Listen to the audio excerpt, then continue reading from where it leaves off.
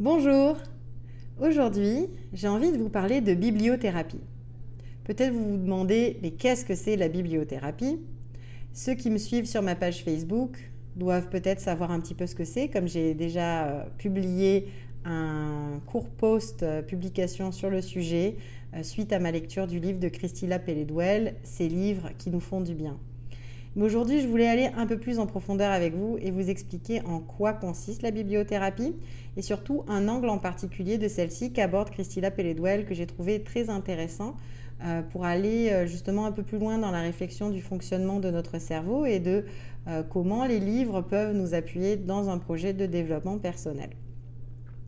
Alors, la bibliothérapie d'abord, c'est une approche qui est utilisée de plus en plus, en fait, depuis quelques années en France, même aux États-Unis, pour soutenir le travail des psychothérapeutes.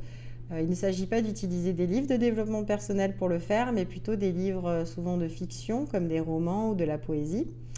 Et ces livres-là, finalement, auraient vertu à aider les personnes qui les lisent à trouver des solutions pour eux-mêmes ou à s'inspirer finalement même des fictions pour arriver à débloquer certains mécanismes chez eux.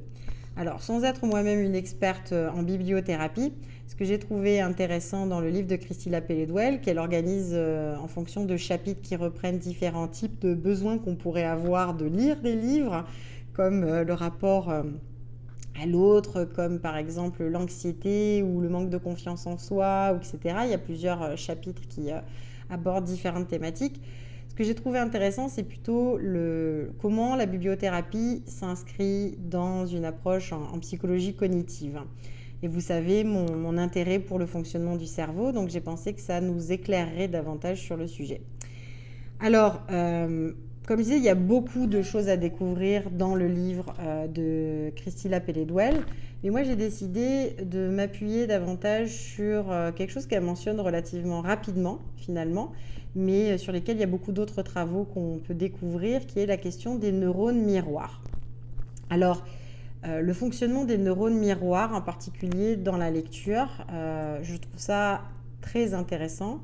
Je vais vous expliquer un petit peu en quoi ça consiste et comment ça rejoint plusieurs de mes observations sur le néocortex dans la vidéo que je mettrai aussi en description pour ceux qui ne l'ont pas encore vue, qui est dans les archives de la médiathèque et qui parlait justement des différentes parties du cerveau. Alors, les neurones miroirs sont des neurones qui s'activent aussi bien quand l'action est réalisée que quand on observe quelqu'un d'autre en train de la faire. Réfléchissez 2 secondes à quand vous êtes dans une situation où vous voyez la personne en face de vous en train de bâiller, par exemple, et que vous sentez l'envie irrépressible de bâiller à votre tour.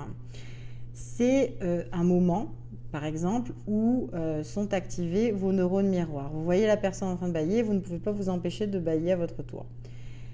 Eh bien, les neurones miroirs sont aussi des neurones qui s'activent tout bêtement quand on est aussi en train d'écouter finalement le son produit par l'action, ou quand on lit, ou quand on entend même le récit d'une action, ou encore quand on peut seulement imaginer l'action exécutée par un autre.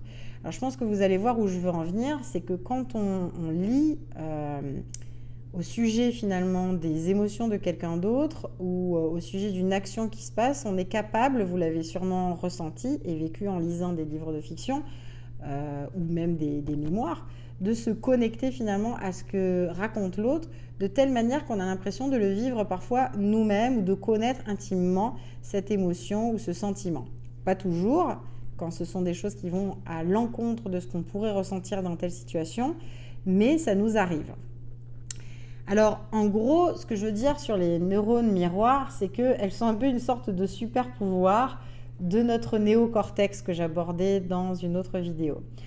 Pourquoi elles sont les super pouvoirs finalement du néocortex? C'est parce que ce sont ces neurones-là qui se relient le plus facilement au potentiel d'imagination et de visualisation qui nous permettent justement d'envisager d'autres opportunités, d'autres façons de faire, de voir le monde.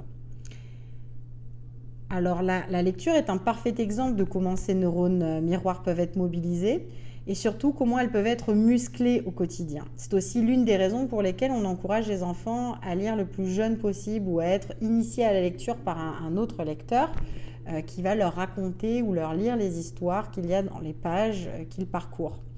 Pourquoi ? Parce que lorsque nous sommes en situation de lecture, nous mobilisons et nous musclons donc ces neurones miroirs qui s'activent dans notre néocortex et on s'élève alors vers d'autres possibilités de voir et de penser le monde. Parce que mobiliser ces neurones miroirs nous permet d'entrer en connexion avec une réalité vécue parfois à l'extérieur de nous-mêmes.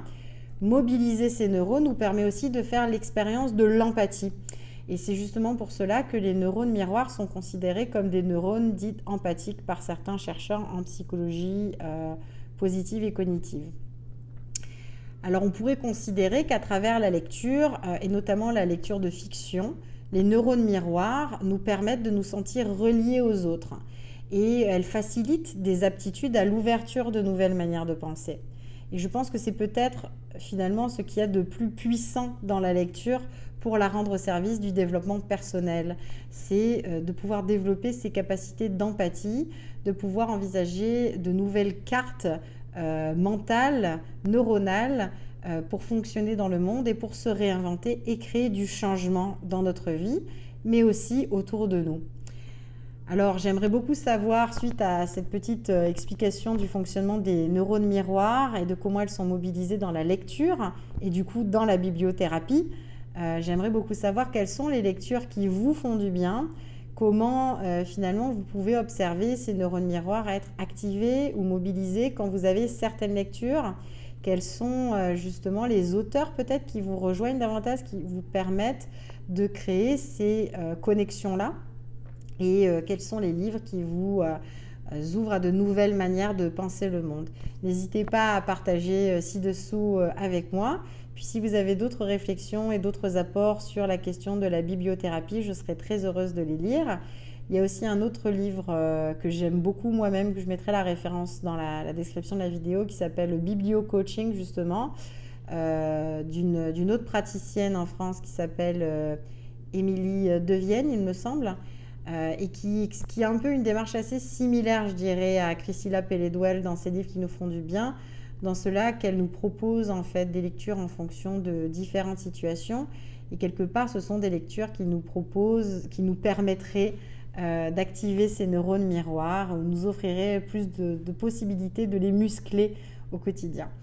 Donc au plaisir de vous lire et je vous remercie comme d'habitude pour votre écoute.